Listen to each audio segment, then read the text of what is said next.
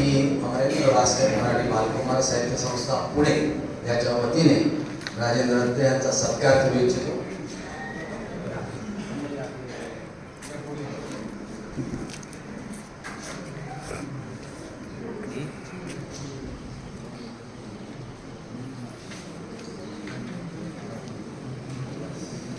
अमरेंद्र भास्कर मराठी बालकुमार साहित्य धाराशिव शाखा या ठिकाणी कार्य करतात.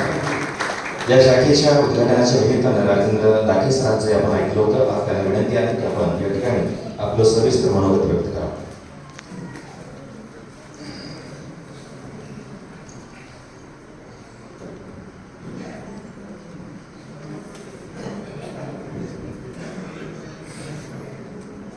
निरागस सुंदर नातं असावं, निरागस सुंदर नातं असावं, धर्म जातीचं नाव असावं,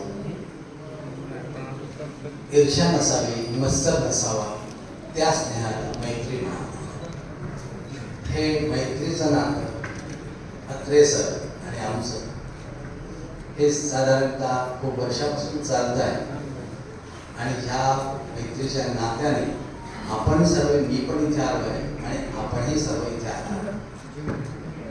व्यासपीठावर उपस्थित आजच्या आज येऊन गेलेले राणा जगदीशसिंग पाटील सर, त्याचप्रमाणे अखिल भारतीय मराठी साहित्य महामंडळाचे अध्यक्ष, महाराष्ट्र साहित्य परिषदेचे कार्याध्यक्ष श्री मिलिंद जोशी आणि वक्ते, त्यांचा आता तुम्ही ऐकलंच आहे, मिलिंद जोशी सर. शिक्षक, आजच्या जे शिक्षक म्हणले की शिक्षकाचे काय भूमिका असायला पाहिजे, काय कसं त्याबद्दल किती कृतज्ञता असायला पाहिजे याबद्दल ज्यांनी सांगितलं. आणि आज मुख्य म्हणजे 11 संमेलनं ज्यांनी करतायत की ही जसं जोशी सर म्हणाले की सोपं नाही, खरंच हे सोपं नाही. ते संमेलन करणारे शिक्षक आमदार आपल्या सर्वांचे म्हणजे विक्रम काळे सर, अभय शापूरकर सर, जे त्यांच्याबद्दल आता सांगितले की ॲडव्होकेट आणि दोन्ही आहे. आणि आजची उत्सव मूर्ती कुठे गेले, राजेंद्र अत्रे सर आणि त्यांच्या अर्धांगिनी विजयश्री. त्याचप्रमाणे आज इथे उपस्थित असलेले डॉक्टर प्रशांत चौधरी, समाधान शिकेतोड, विजय यादव, गणेश वाघमारे, रवींद्र शिंदे, भागवत भेवारे, हनुमंत पटेवा, बाळ पाटील, कृष्णा तेरकर, अश्विनी धाट, बालाजी तांबे, अरविंद हिंगेकर, गजानन चौगुले आणि सर्व यासोबत सर्व जी मंडळी जी आलेली आहेत की जी राजेंद्र अत्रे यांच्या प्रेमापोटी आलेले, त्यांचे मित्रमंडळ, त्यांचे रसिक जे आहेत आणि सगळे प्रेक्षक रसिक हो. आजचा खरे वेगळा योग आहे. एखाद्याच्या आयुष्यामध्ये 75 वर्ष ही वाटचाल असावी आणि ही वाटचाल प्रत्येकाच्या आयुष्यामध्ये केव्हा तरी वाटचाल येणारच. आणि ही आल्यानंतर 75 आलं की त्याला एक लक्षात येते की आपले 75 झाल्यानंतर थोडंसा मागे वळून पाहतो. आणि मग मागे वळून पाहिल्यानंतर त्याला कळतं की आपल्या आयुष्यातला चित्रपट त्याच्या डोळ्यासमोर. आणि हा चित्रपट डोळ्यासमोर जेव्हा येतो तेव्हा मग त्याला कळतं की कुठे खासखळगे होते, कुठे अडचणी आल्या आणि त्या रीतीने तो भावुकही होतो. आणि त्याला कळतं की आयुष्य हे काय आहे. खरं पाहिलं तर बालपण येतं, बालपणानंतर तारुण्य येतं वगैरे वगैरे ही प्रोसेस चालत असते. पण हे जेव्हा वय वाढत असतं बालपणापासून, तेव्हा वय वाढतं तशी बुद्धी वाढते, बुद्धी वाढते तसे विचार वाढतात, विचार वाढतात त्याप्रमाणे ज्ञान वाढतं, ज्ञान वाढतं त्याप्रमाणे परिपक्वता वाढते, परिपक्वता वाढली की प्रगल्भता वाढते आणि प्रगल्भता वाढली की मग माणूस जेव्हा प्रगल्भतेने काम करायला, कार्य करायला सुरुवात करतो त्यावेळेला त्याच्या प्रगल्भतेमध्ये ती जी प्रगल्भता असते त्या प्रगल्भतेतून जे कार्य करतो ते निरपेक्षपणाने काम करण्याची त्याची जी प्रवृत्ती असते ती महत्वाची असते. आणि निरपेक्षप्रमाणे काम, निरपेक्ष वृत्तीने काम करणारे जे आहे ते तिने कारण काय की प्रगल्भताचा दोन थोडा निरपेक्ष वृत्तीकडेच असतो. आणि ह्या निरपेक्ष वृत्तीने काम करणारे आजचं व्यक्तिमत्व ज्यांचा वाढदिवस आहे ते म्हणजे राजेंद्र अत्रे सर. या व्यक्तिमत्वाला आज आम्ही मानाचा मुद्रा देतो. कारण जसं आपण म्हटलं की आयुष्याला हा आनंदाचा योग आहे जो मला इथे आणलं आणि इथे तुमच्याशी बोलण्याकरता प्रवृत्त केलं. तर आनंदाचा जो योग आहे त्या योगामध्ये जे आयुष्य असतं, म्हटलं तर आयुष्य छोटं आहे, म्हटलं तर आयुष्य मोठं आहे. आयुष्य छोटं आहे म्हणून तीव्र गतीने जाता कामा नये आणि आयुष्य मोठं आहे म्हणून मंद गतीने जाता कामा नये. त्यातला आपला समन्वय आपल्याला साधायचा असतो आणि जो तो आपला संबंध जो समन्वय आहे तो प्रत्येक जण त्याप्रमाणे साधत असतो. पण जसं बाबा बोरकरांनी म्हटलेलं आहे, जीवन यांना कळले, जीवन यांना कळले हो मी पण यांचे पक्वपणावरी सहजपणाने गळले. मी पण जेव्हा गळतो आणि मी पण गळायला फार वेळ लागतो. मी पण एकाएकी कळत नाही. जेव्हा तारुण्य असतं, रक्त गरम असतं, रक्त सळसळत असतं, तेव्हा काही मीपणा जात नाही. मी हे केलं, मी ते केलं. पण जेव्हा जेव्हा माणूस परिपक्व होत जातो तेव्हा त्याला कळतं की तेव्हा त्याच्याकडे काम, लोभ, लोभ, मोह, मद, मत्सर हे थोडं थोडं कमी व्हायला लागतात आणि मग त्याला कळतं हा मीपणा जो आहे तो राजेंद्र अत्रे सरांमध्ये नाही हे नमूद करू इच्छितो. ही महत्वाची बाब आहे. त्याचप्रमाणे आज शांता शेळके यांचा जन्मदिवस आहे. शांता शेळके यांचा 12 ऑक्टोबर. शांता शेळके म्हणतात शेवटी अटळ असते, शेवटी अटळ असते, गाठी सुटत जाणे, बंधन तुटत जाणे. शेवटी अटळ असते, रंग मिरत जाणे, क्षितिज मिटत जाणे. कोणत्या असतात फुलांच्या जन्मवेळा? कोणत्या असतात फुलांच्या जन्मवेळा? गळ्या उमलताना की पाकळ्या गळताना? गळ्या उमलताना की पाकळ्या गळताना? की आकाशातील अखंड निळाई प्राण एकवटून बघताना की हळूचपणे निमूटपणे मातीत मिसळताना? हे आयुष्य आहे. हे साहित्यिकाने आपल्यासाठी लिहून ठेवलेलं आहे काय आहे आणि त्याप्रमाणे आपली वाटचाल चालू असते. खरं पाहता आयुष्य एकदाच मिळतं. राजेंद्र अत्रे सरांना आयुष्य जे मिळालं त्याचं त्यांनी सोनं केलं असं मी म्हणतो. जसं योगी म्हटलेलं आहे, राजयोगी हा जो गौरव ग्रंथ आहे, मला असं वाटतं राजयोगी म्हणण्यापेक्षा मी त्यांना काव्ययोगी म्हणेन. कारण काव्यातच त्याचं जगणं आहे, हे ते जगलेले आहे. जीवन राजयोगी साठायचं पण काव्ययोगी मुख्य आहे. कारण आणि हे जे असतं हे शरीर एकदाच मिळतं. कुणी पाहिलं दुसऱ्यांदा काहीतरी म्हणतात की हा जन्म असतो तो जन्म असतो 84 निघून जाण्यात येणार, जेव्हा मिळेल तेव्हा मिळेल, पण आज मिळालेला सार्थक करायला पाहिजे ना. मग हा मिळालेला जन्म एक संस्कृती म्हण आहे, पुनर्वित्तम पुनर्मित्रम पुनर्भार्या पुनर्मही एतत् सर्व पुनर्लभ्यते न शरीर पुन्हा पुन्हा. अर्थात पुनर्वित्तम, पुनर्वित्तम म्हणजे एखादा पैसा समजा गेला मिळवता येतो. पुनर्मित्रम मित्रही गेला मिळवता येतो. पुनर्भार्या, पुनर्भार्या जरी बायको जरी गेली तरी दुसरं लग्न करता येतं. पण न शरीरा पुन्हा पुन्हा, हे शरीर जे आहे जे आपल्याला दिलेलं आहे देवानी हे पुन्हा मिळणार नाही. आणि ह्या शरीराचं सोनं करणं, या प्रवासात आपण किती चालतोय, आपल्याला किती रांगोळीतले किती एखादे रांगोळी, जीवन म्हणजे रांगोळी, त्या ठिपके जे आहेत ते आयुष्य आहे. मग ते ठिपके किती आहेत हे कोणालाच माहित नाही. त्या ठिपके मोजायचं काम तो करत असतो आणि त्या ठिपक्यांना, प्रत्येक ठिपक्यांना रंग देण्याचं काम आपण करत असतो. मग त्या ठिपक्यामध्ये किती ठिपके आहेत आणि हे माहीत नसताना ती रांगोळी रंगत कशी जाईल याचा आपण जेव्हा वेध घेतो, त्यामध्ये मला असं वाटतं राजेंद्र अत्रे सर असतात की प्रत्येक जीवनाचा जीवन त्यांनी जे जीवन त्यांनी जे जगलेलं जीवन आहे त्यामुळे त्यांनी ते सार्थक केलं. काही अडचणी आल्या, जसं म्हटलेलं आहे की अडचणी नाही आल्या, तसं नाही. अडचणी आल्या, खास वेळी आले. तसं अब्दुल कलाम यांचा आठवा, difficulties comes in life not to destroy you or disturb you, but it comes to realize a potential power within you so that you can defend them in such a way that they should go before. ते तुमच्याकडे झुकल्या पाहिजे, तुमच्या समोर झुकल्या पाहिजे. आणि ते समोर झुकताना जेव्हा माणूस जेव्हा कर्तव्य असतो ते समोर झुकवतात आणि राजेंद्र अत्रे त्यामधूनही बाहेर पडलेले आहेत. 1972 असं म्हटलं की हा काळ जो झाला जेव्हा की दुष्काळ पडला त्याच्यातूनही ते उभा राहिले. आणि आज त्यांनी जीवन जे शिक्षकाचं जीवन सार्थक केलं आहे आणि त्या शिक्षकाच्या जीवनमध्ये कला शिक्षक जे आहे ते कला शिक्षकाचं जीवन त्यांनी सार्थक केलं.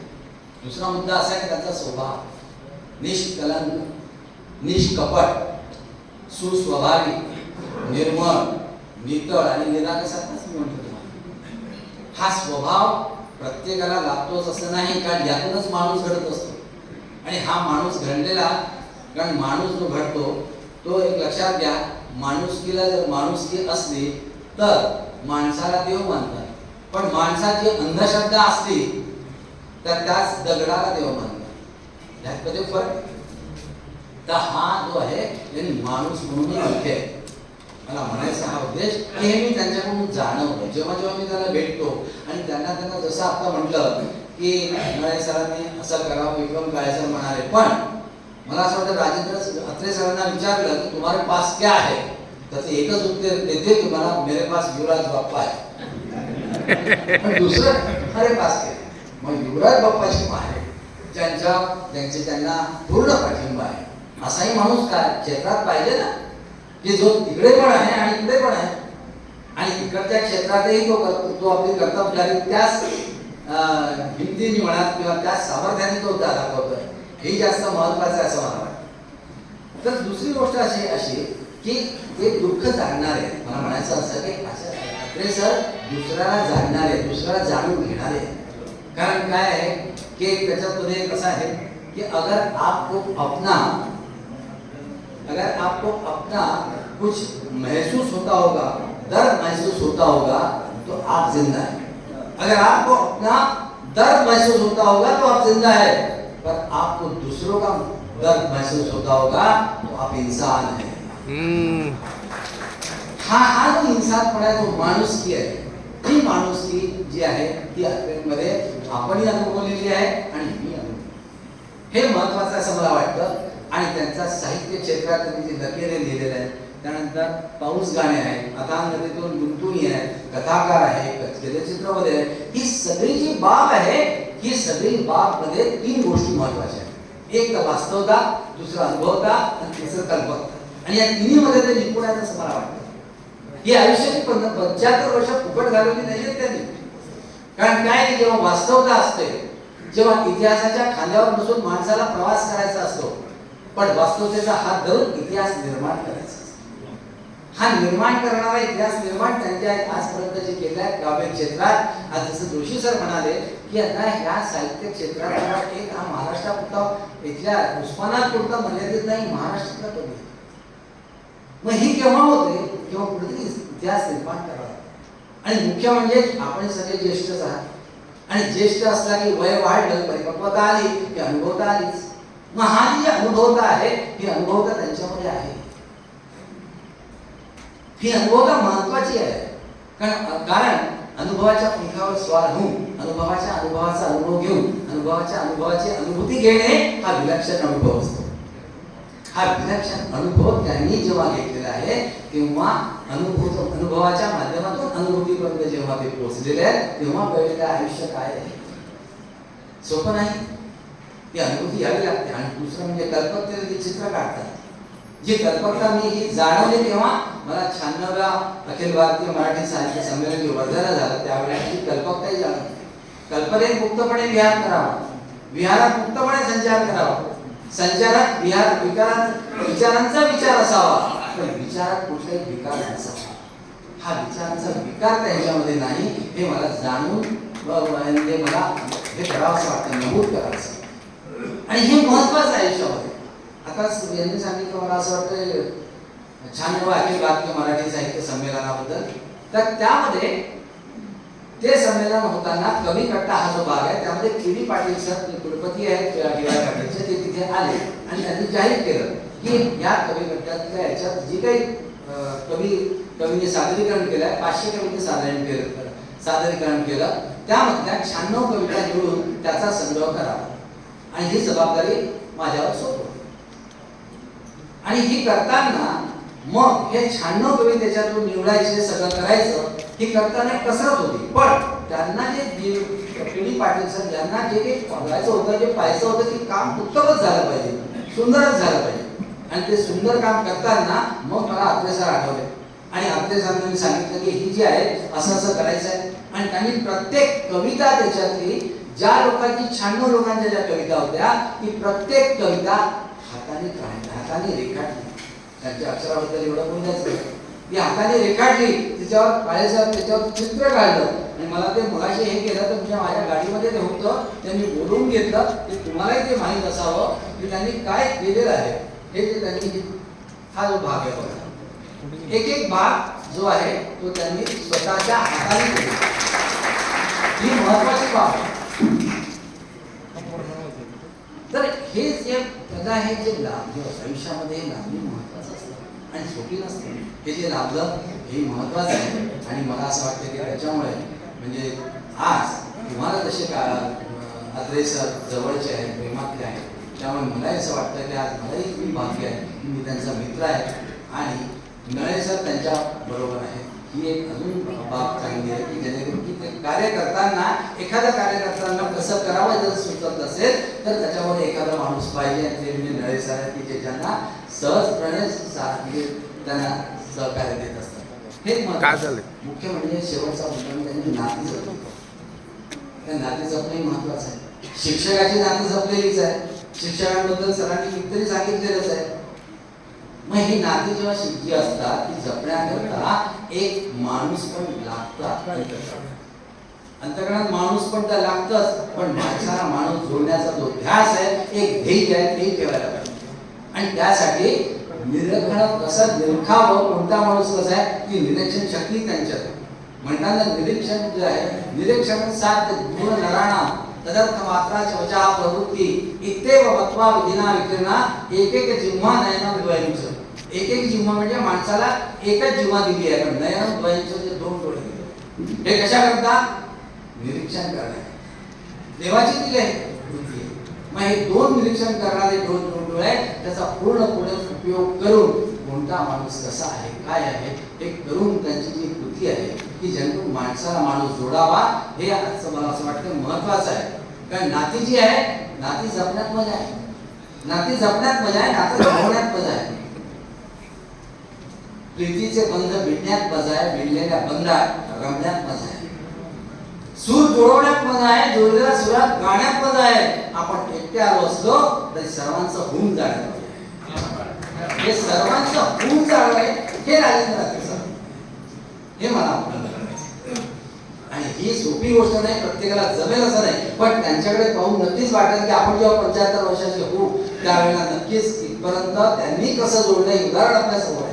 तर त्याप्रमाणे आपणही आपल्या एखाद्याचा स्वभाव, आपण आपला स्वभाव बघावा कसा आहे, काय आहे, पण त्या स्वभावात काय सुधारणा करता येईल, ते किती निरागस आणि निर्मळ असू शकेल आणि असावं, तर आपल्यालाच आपलं निरीक्षण म्हणण्यापेक्षा आपलं अनालिसिस करता येईल, आपलं पृथक्करण करता येईल की कसं आपल्याला करायचं. म्हणून एक ते महत्वाचं असं मला वाटतं. आणि एक गोष्ट लक्षात घ्या की प्रेम हा एक भाग आहे की त्यांनी सगळ्यांना प्रेमापोटी सगळे आले. आपण डायरेक्ट सर प्रेम सर तिथून धाराशिवमधून, धाराशिवचे सुपुत्र असून कशापोटी आले, धाराशिव सुपुत्र म्हणता आलेच, पण प्रेमापोटी आले. कारण आजपर्यंत त्यांचा जो संबंध आहे त्याच्यामुळे झाले. ते शिक्षक होते म्हणून काळे सर आले, अभय सर त्याच्या बरोबरच आहे. ही सगळी मंडळी, पडवळ सर, ही सगळी मंडळी त्यांच्या बरोबर आहे. कशामुळे? तर प्रेमामुळे. मग हे प्रेम केवढं महत्वाचं असतं हा एक भाग करायला पाहिजे. कारण प्रेम आणि नातं यामध्ये एक विलक्षण नाते लक्षात. प्रेम असलं म्हणजे नातं होईलच असं नाही, नातं होईल म्हणजे प्रेम होईलच असं नाही. म्हणजे एखाद्या वेळेला प्रेम झालं आणि नातं नाही झालं म्हणजे काय, लग्न नाही झालं तुटलं ना, नातं नाही तुटलं. पण ते प्रेम आणि नात्यामध्ये एक मात्र नक्की आहे की नात्यामुळे जर नातं असेल तर मात्र प्रेम होण्याची शक्यता वाढते. का? कारण की सहवास वाढला म्हणजे अर्थातच ना, एखाद्या वेळेला सहवास वाढला की प्रेम वाढतं. अरे आपण एखाद्या पर्यटनाला जातो, 15 लोक आपल्या बरोबर असतात आणि 15 लोकांमध्ये 15 दिवसामध्ये इतकं प्रेम छान होतं की एकामेकाच्या फोन नंबर, तुमचा मला द्या, मला तुमचा नंबर द्या, फोन करणार नाही नंतर, पण मात्र एका कागदावर लिहून तुमचा नंबर द्या, आमचा नंबर. पण ती वृत्ती का असते? सहवास असतो आणि तो सहवास वाढलेला असतो, हे महत्वाचं. म्हणून यामध्ये जे आहे त्यामध्ये प्रेम असो नसो पण त्यामध्ये सहवास हा महत्वाचा आहे. आणि त्या सहवासाला जेव्हा आपण म्हणतो तेव्हा एक पात्र नक्की असतं या प्रेमामध्ये की एक जी असते ती आपली असते. ती कोण आलं तुझ्या लक्षात? ती आपली असते जिला आपण अर्धांगिनी म्हणतो. अर्धांगिनी नव्हे, अर्धांगिनीचं रूप नव्हे, अर्धांगिनीच म्हणतो. जिच्यासाठी रात्र नाही, जिच्यासाठी दिवस नाही हा शब्द तिच्यासाठी आपल्या शब्दकोशात, माझ्या तरी शब्दकोशात नाही, तुमच्या शब्दकोशात असेल तर बघा, तिला नाही म्हणायची हिंमत बघा. पण ती साथ देते याचा अर्थ हे नाही, ती साथ देणारच. तुम्ही नाही म्हटलं तरी ती साथ देणार. पण मग तिला काय म्हणायचं?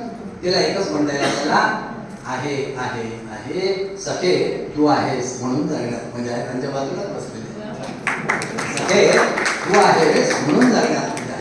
आला वादळ वारा आल्या पावसाच्या धारा, आला वादळ वारा आल्या पावसाच्या धारा, भिजल्या माझ्या मनात भिजला असं प्रसार. पहिल्या पावसात भिजण्यात मजा आहे. अत्रे सर म्हणतात विजयश्री तू आहेस म्हणून जगण्यात मजा आहे. रथ आपुला एक रथावर आपण दोघं, रथ आपुला एक रथावर आपण दोघं, रथाखाली फिरती आयुष्याची दोन चाक. कोणती चाक आहे? एक योगेश आहे आणि एक वैभव आहे. रथाखाली फिरती आयुष्याची दोन चाक. तुझ्या संधी आयुष्यात फिरण्यात मजा आहे. अत्रे सर म्हणतात विजयश्री तू आहेस म्हणून जगण्यात मजा आहे. मी तू नाही म्हणत आहे, ते तू म्हणतात. तू आहेस म्हणून जगण्यात मजा आहे. पूर्व माझ्या मनी तुला भेटण्यासाठी, पुनूर माझ्या मनी तुला भेटण्यासाठी, पुनूर तुझ्या मनी माझ्याकडे येण्यासाठी. अशी कशी ही ओढ, अशी कशी ही ओढ, पण ती ओढण्यात मजा आहे. अत्रे सर म्हणतात विजयश्री तू आहेस म्हणून जगण्यात मजा. शेवटचं, नाते तुझे माझे या आभाळाच्या पलीकडे, नाते तुझे माझे या आभाळाच्या पलीकडे, ओलांडून ती रेषा तू आलीस माझ्याकडे. मूल तुझे अनमोल, मूल तुझे अनमोल, पण ते जपण्यात मजा आहे. विजयश्री, वैभव, योगेश, हेमांगी, स्वप्नाली तुम्ही सर्व आहात.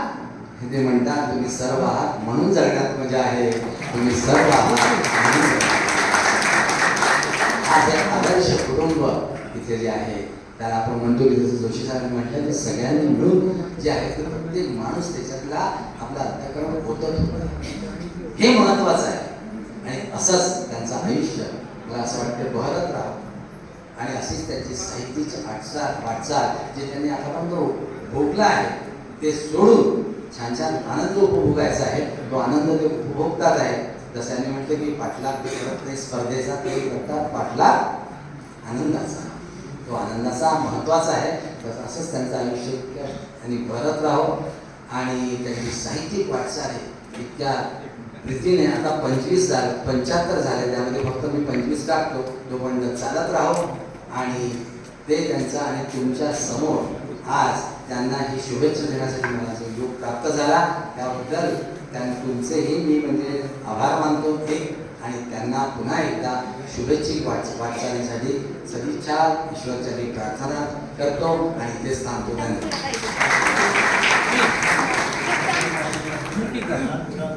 खूप छान. निरभ्र आमच्या चारित्र्याचा रसा अखंड चालू आणि शब्दांचा वारसा. खरं तर अत्रे सर जे सात्विक जीवन कवितेच्या त्या ओळी आहेत अशा पद्धतीचे उद्बोधक विचार आपण या ठिकाणी अध्यक्ष भाषणावरून व्यक्त केला. संयोजन समितीच्या या सगळ्या प्रक्रियेमध्ये ज्यांनी आपले योगदान दिलं त्या सर्वांची आपण या ठिकाणी कृतज्ञतापूर्वक इथे सन्मान करणार आहोत. मी आमंत्रित करतो आणि उपस्थित मान्यवरांना विनंती करतो संयोजन समितीमधल्या काही प्रमुख पदाधिकाऱ्यांना आपण इथे सन्मानित करावं. ॲडव्होकेट प्रवीण अत्रे सर आपण मंचावरती यायचं. Advocate Pravin Atre, Gajanan Chougule sir, Devidas Pathak, advocate Gajanan Chougule यांना पण सन्मान चिन्ह देतो. मंचावर उपस्थित सन्माननीय आमदार विक्रम शिवाळे सर, साहित्य महामंडळाचे अध्यक्ष सन्माननीय मिलिंद जोशी साहेब,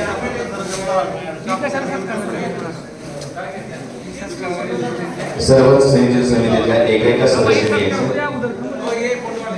ॲडव्होकेट प्रवीण अत्रे, गजानन चौगुले, यानंतर सन्माननीय आमचे मार्गदर्शक पत्रकार आणि संयोजन समितीचे सदस्य देवीदास पाठक सर, यानंतर मी भागवत घेवारे सरांना आमंत्रित करतो. भागवत घेवारे सर.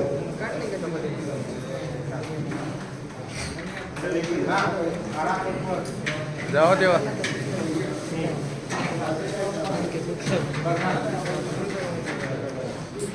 भागवत घेवारे सरांच्या नंतर विशाल शिंगारे. विशाल कोण राहिला शिंगारे असेल तर सर्व कोणाचं नाव करायचं झालं असेल तर सगळ्यांनी या म्हणून पुढं.